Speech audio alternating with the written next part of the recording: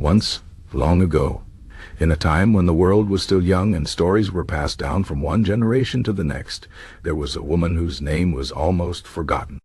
Her story was whispered in shadows, hidden in the corners of ancient texts, but never spoken aloud in the great halls where holy books were read.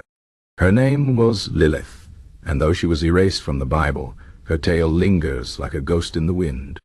This is the story of Lilith, the woman who refused to bow. In the beginning, when the earth was formless and empty, when darkness covered the deep, God created the first man, Adam. But before Eve was made from Adam's rib, there was another. A woman formed from the same earth as Adam, shaped not from his flesh but from the dust of the ground, just as he was. Her name was Lilith. She was his equal in every way. Adam and Lilith lived in the Garden of Eden together, among the trees and the rivers, under the endless sky. But trouble soon came between them. Adam believed that he should rule over Lilith, that she should serve him, for he saw himself as the first and the master.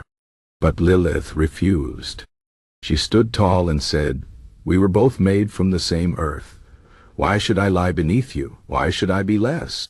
Adam grew angry. He demanded that she obey, but Lilith would not bend. She knew her own worth.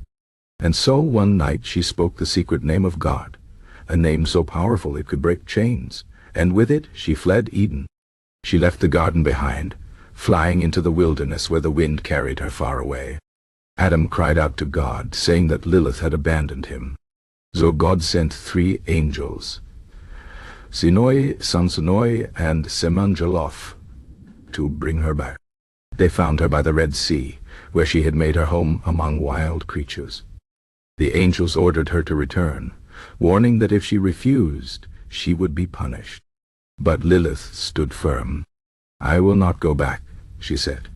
"I would rather live in freedom than serve beneath him." The angels told her that if she did not obey, 100 of her children would die every day.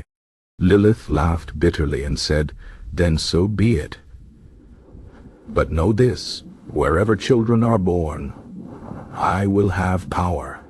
When they wear amulets with my name, I will spare them. But those who do not, I will take my due." And so Lilith was cast out, not just from Eden, but from history. Her name was erased from the holy books, her story buried deep. Some said she became a demon, a creature of the night who prowled in shadows. Others whispered that she was the first witch, a woman who chose freedom over submission. But why was she erased? Because her story was dangerous. She was a woman who dared to say no, who refused to be ruled. In a world where men wrote the sacred texts, her defiance could not be allowed to remain. And so she vanished from the pages, but not from memory. Even today, mothers hang amulets above their children's cribs, whispering Lilith's name to keep her away. Some say she wanders still, the ghost of the first woman who would not kneel. And so the tale of Lilith remains, a story of pride, of rebellion, of a voice that would not be silenced. She was erased from the Bible, but her spirit lives on in those who remember. Perhaps that is why they feared her. Because some stories, no matter how hard you try to bury them, will always find a way to be told. And that is the story of Lilith, the woman who refused to disappear,